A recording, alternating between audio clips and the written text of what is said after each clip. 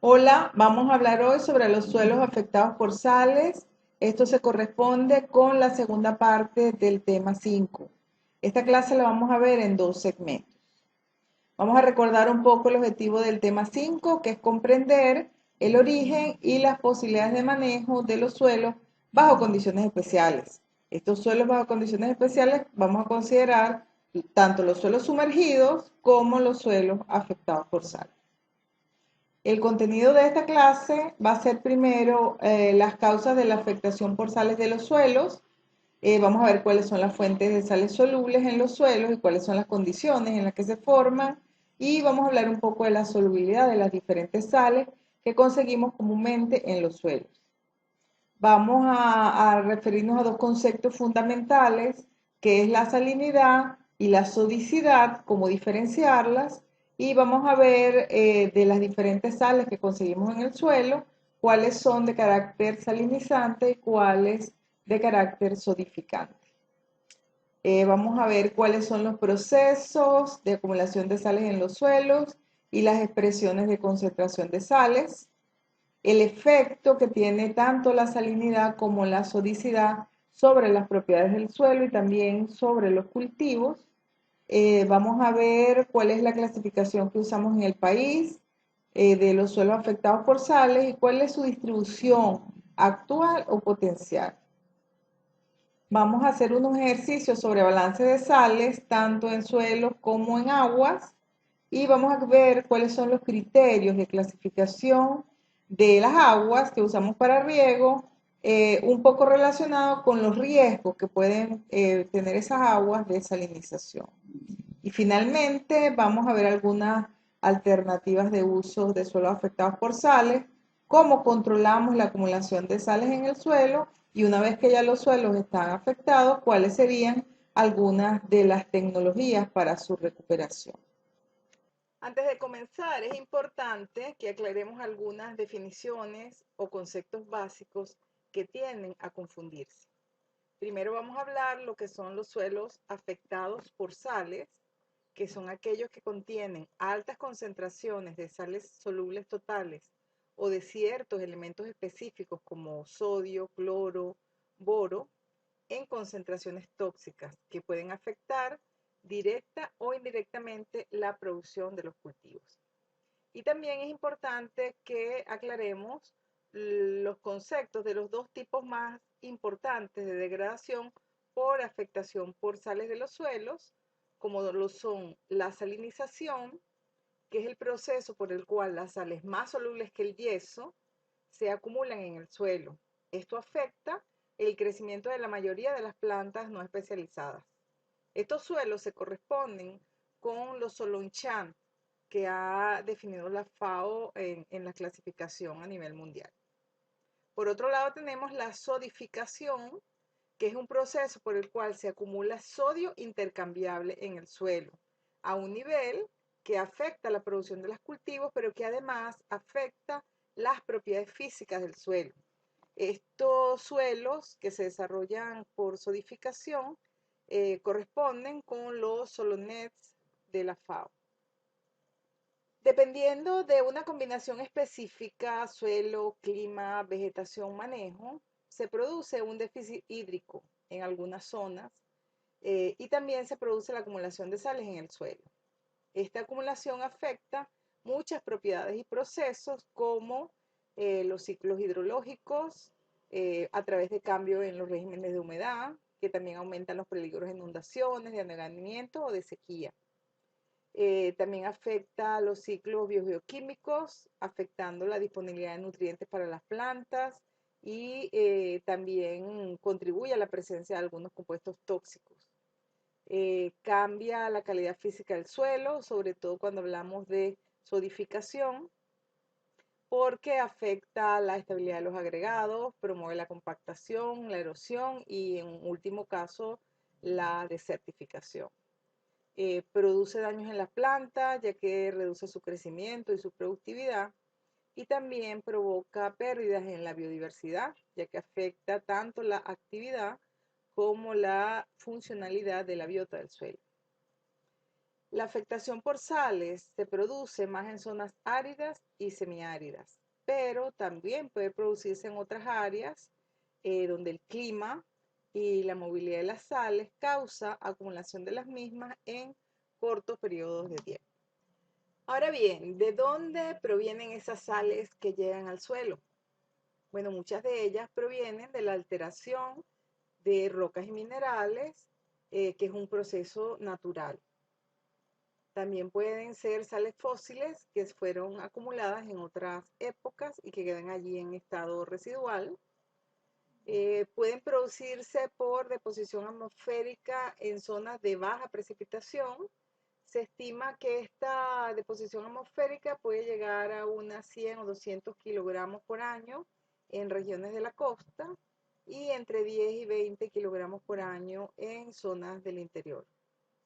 También pueden ser depósitos salinos naturales debido al material parental. Puede haber un ascenso de mesa de agua salina a través de capilaridad.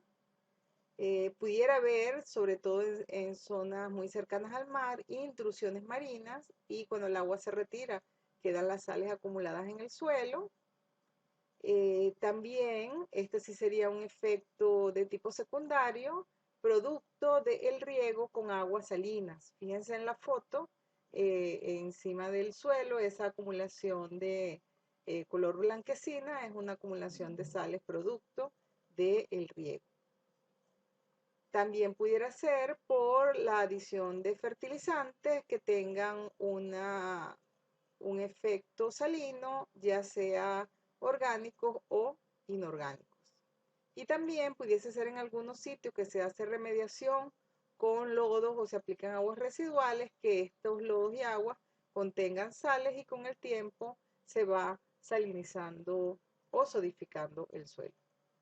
Ahora, ¿cuáles son las causas de esa afectación? Bueno, algunas de las causas son de origen natural, por procesos naturales geológicos, y otras son de origen antropogénica, o sea, debido a las prácticas de manejo que aplica el hombre sobre el suelo. Este proceso de salinización, o más apropiadamente, afectación por sales, lo tenemos de dos tipos.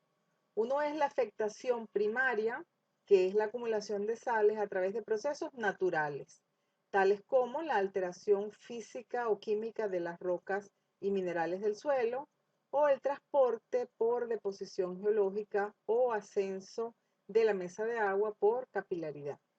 En este tipo de afectación primaria generalmente se acumulan sales tan dañinas para el cultivo como los cloruros de sodio.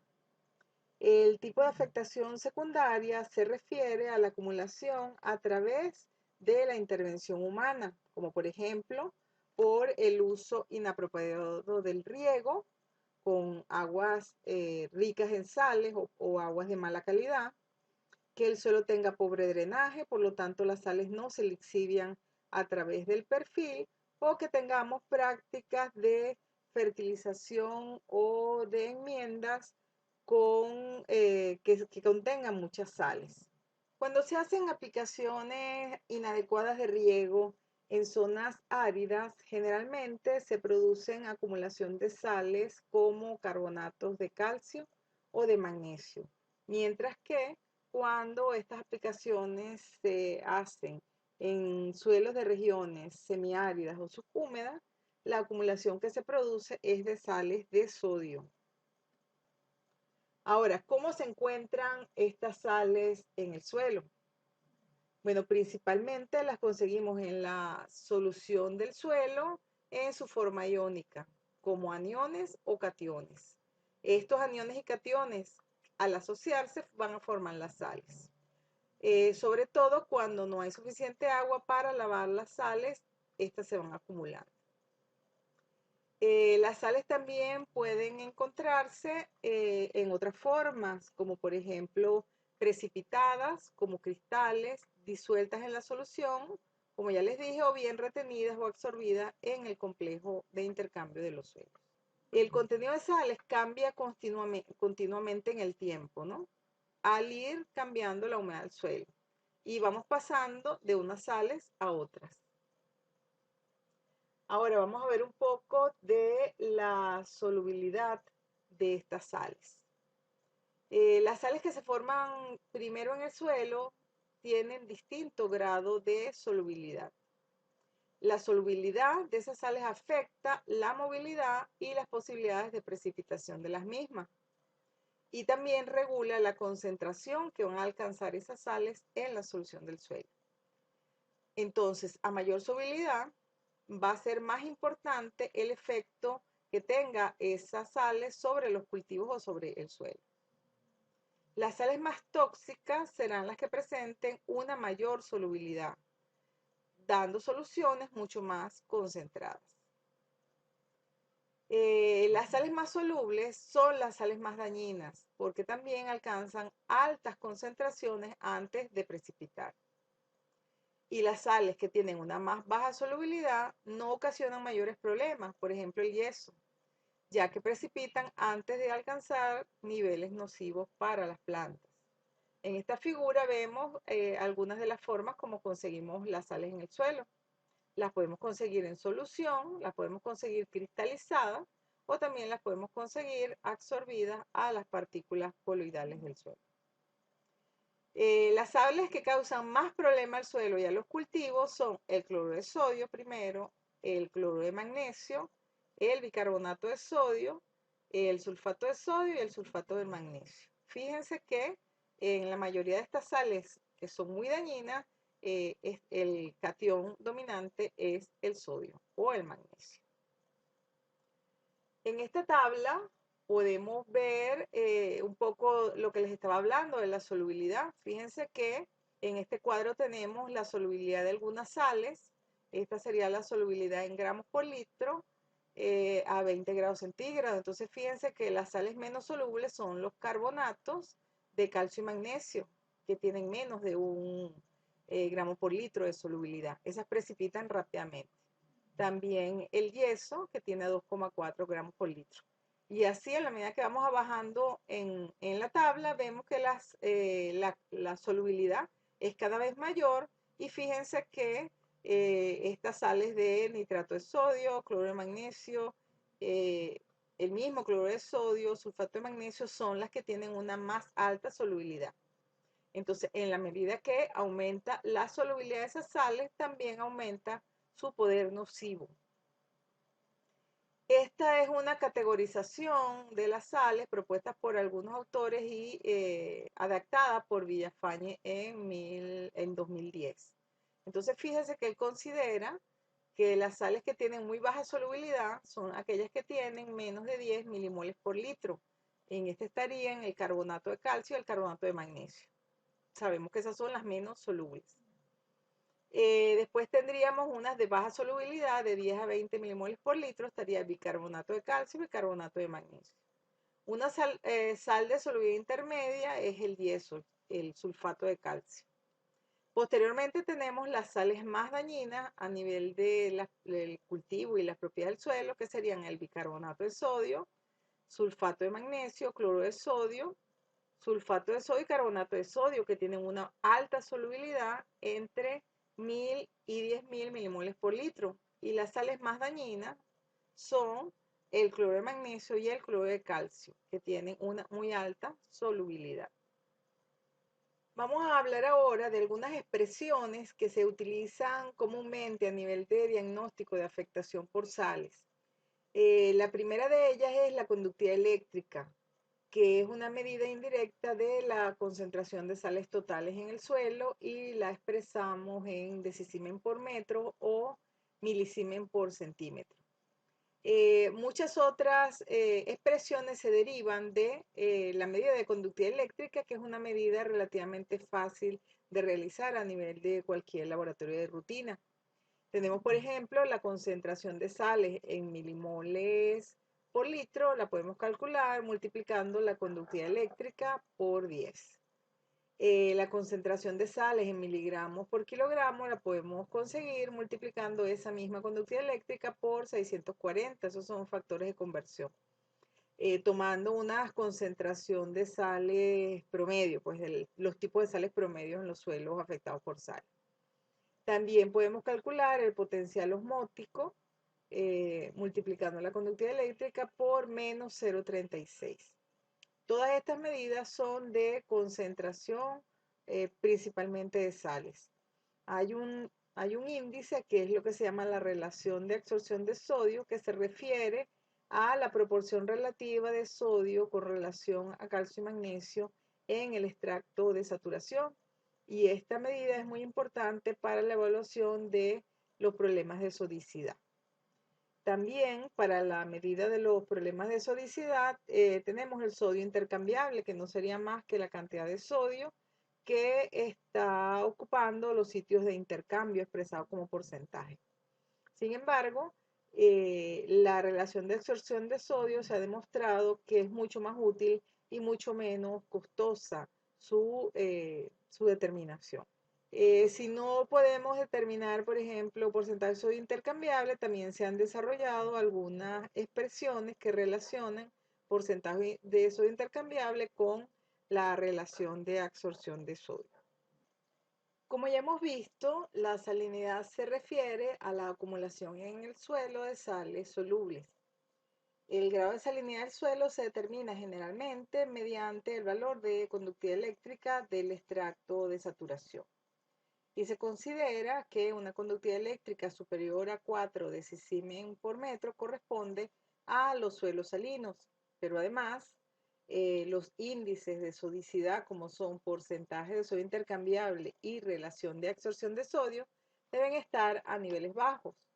Se considera a modo general o a modo de guía que el porcentaje de sodio intercambiable debe ser menor de 15 y la relación de absorción de sodio debe ser menor de 10, aunque esos valores pueden ser variables dependiendo de la mineralogía del suelo. Estos valores dependen además de la concentración de los iones en solución, tanto los aniones como los cationes, de los tipos de sales presentes y principalmente de su solubilidad, siendo aquellas sales con mayor solubilidad las que más incrementan la conductividad eléctrica.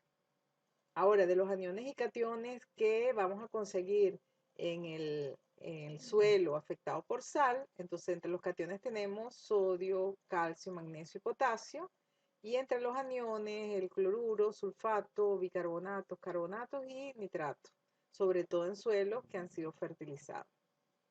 De estos cationes, sodio, calcio, magnesio y potasio son cationes no ácidos, son los que constituyen las bases intercambiables. El cloruro y el sulfato son unos aniones neutros. El carbonato y bicarbonato actúan en este equilibrio del CO2 entre el CO2 atmosférico y el CO2 del suelo. Y el nitrato pudiera afectar el pH generando iones OH, sobre todo cuando se hacen grandes aplicaciones de fertilizantes. Las evidencias de que estamos en presencia de un suelo salino son generalmente que vamos a conseguir una cantidad apreciable de iones en solución, como los que hemos visto, cloruro, sulfato, nitrato, calcio y magnesio principalmente. Vamos a tener bajo contenido de sales como carbonatos de calcio o sulfatos de calcio.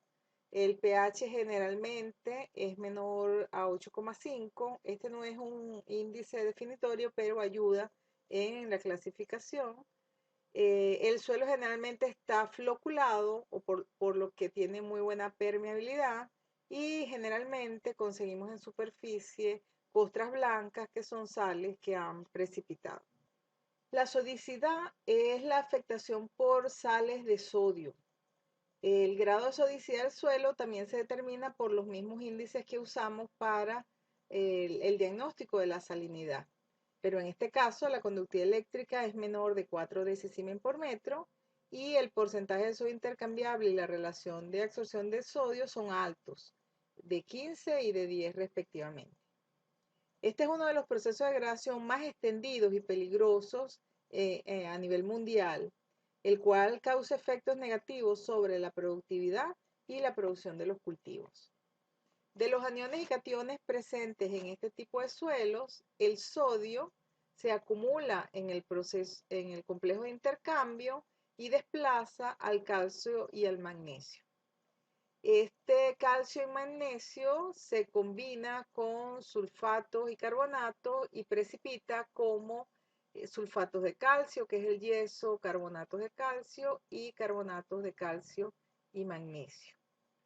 El carbonato de sodio, a diferencia de los carbonatos de calcio y magnesio, no precipita, sino que se disocia y en ese proceso de disociación produce iones OH que aumentan el pH y también produce CO2 que entra en equilibrio en la atmósfera del suelo. Entre las evidencias que tenemos de este tipo de afectación por sales es que predomina el sodio en el complejo de intercambio. En este caso, los pH suben muchísimo, más de 8,5, incluso hasta 10, por la presencia de ese carbonato de sodio soluble. La dispersión por sodio causa baja permeabilidad y se presentan sobre la superficie del suelo costras, pero en este caso no son costras blanquecinas, sino son costras negras de colores oscuros debido a la materia orgánica dispersa. Como hemos visto, la salinidad la medimos por la concentración de sales o por la conductividad eléctrica. Y el tipo de sales que conseguimos comúnmente en estos suelos tiene un efecto floculante. Por otro lado, la sodicidad provoca cambios en las propiedades del suelo por un efecto dispersante y generalmente la medimos por el porcentaje de sodio intercambiable o a través del RAS. La relación entre la salinidad y su efecto floculante y la sodicidad y su efecto dispersante lo podemos apreciar en esta figura, que nos permite predecir cómo se comportará un suelo bajo diferentes combinaciones de relación de absorción de sodio y concentración de sales. Entonces veamos un ejemplo, que el suelo tiene una baja concentración de sales, pero tiene una alta relación de absorción de sodio, por ejemplo 5 y 30. En este caso, se afectarán las propiedades de permeabilidad y el suelo tendrá malas condiciones de infiltración de agua. Por el contrario, si el suelo tiene una baja relación de absorción de sodio, por ejemplo 10, pero tiene una alta conductividad eléctrica, por ejemplo 15, estamos en la zona de permeabilidad estable. Allí no se ven afectadas las propiedades físicas del suelo y habrá una buena tasa de infiltración. Vamos a hablar ahora de los diferentes tipos de acumulación de sales en el suelo. En primera instancia vamos a ver lo que es la acumulación in situ, o sea, en el mismo sitio de origen de las sales. Entonces, esto se refiere a que estas sales se acumulan exactamente en el sitio de donde provienen, por ejemplo, de la alteración de las rocas y minerales. Esta acumulación in situ se produce principalmente en suelos donde hay una alta tasa de meteorización, donde hay una baja permeabilidad y el drenaje externo es deficiente, por eso se acumulan. Y generalmente lo vamos a conseguir en zonas de clima árido y semiárido, por el poco lavado que se produce en esos ambientes climáticos. El otro tipo de acumulación es el que se acumulan las sales en zonas bajas. Acá las sales se mueven por el agua de escorrentía y se depositan en las zonas más bajas donde el drenaje es deficiente. Entonces, fíjense acá en la foto, en la parte más baja de la pendiente, allí vemos esas formaciones de costras producto de sales acumuladas. También tenemos otro proceso de acumulación y es por ascenso capilar. Este se debe en aquellos suelos donde el nivel freático es alto y el agua que tiene ese nivel freático es rica en sales. Entonces, además, se une a esto que exista una elevada tasa de evaporación. El agua se va moviendo por los poros a través del perfil, desde abajo hacia arriba, y las sales que están allí se mueven junto con el agua, pero cuando llegan a la superficie, el agua se evapora y las sales se acumulan cerca de la superficie. El otro tipo es la acumulación de sales por el mal uso de riego. En agricultura bajo riego también estas sales, si no se controlan, pueden ser tener un efecto muy perjudicial, principalmente si usamos agua de mala calidad, o sea, con altas concentraciones de sales, hacemos un mal uso del sistema de riego o hay un inadecuado o inexistente sistema de drenaje. Aunque las sales se laven en el momento que se hace el riego, si no se sacan del perfil, posteriormente ellas vuelven a subir hacia la superficie por el mecanismo que vimos anteriormente de ascenso capilar. Otra forma de acumulación es por las intrusiones marinas. Esas intrusiones pueden ser debidas a que las sales son transportadas desde el mar, ya sea por el agua o por el viento. Este tipo de acumulación lo vamos a conseguir principalmente en las zonas cercanas al mar. El agua salada aumenta el nivel freático en los suelos también que están cercanos a la costa y se produce una salinización por ascenso, y el viento también arrastra en esas zonas las gotas saladas y las deposita posteriormente en el suelo. En la medida que la solución del suelo se va haciendo cada vez más salina, los iones que predominan en ella van a ser diferentes y por tanto las sales que se formen van a ser diferentes. Cuando estamos en condiciones de poca salinidad, los cationes predominantes son calcio más que magnesio más que sodio, y los aniones son el bicarbonato mucho más que el sulfato y mucho más que el cloruro. Pero en la medida que va aumentando la salinidad, medida como conductividad eléctrica, se van haciendo como cationes más comunes el sodio, mucho más que calcio y magnesio, y como aniones, cloruros y sulfatos, mucho más que el carbonato. Vamos a ver ahora el tipo de sales que conseguimos principalmente en los suelos afectados por sales y cuál es su efecto. Fíjense en el cuadro que de la combinación de los aniones y cationes que conseguimos en los suelos afectados por sales, se forman sales de cloruro de sodio, sulfato de sodio, carbonatos y bicarbonato de sodio. Estas sales tienen un poder sodificante y salinizante, mientras que los cloruros de calcio, de magnesio y el sulfato de magnesio son unas sales salinizantes. Su poder es de salinización. Mientras que el sulfato y sulfato de calcio y los carbonatos de calcio y magnesio, debido a su baja solubilidad y a que precipitan rápidamente, no tienen ningún efecto. No son ni salinizantes ni sodificantes. Bueno, con esto terminamos este primer segmento de la clase sobre suelos afectados por sales.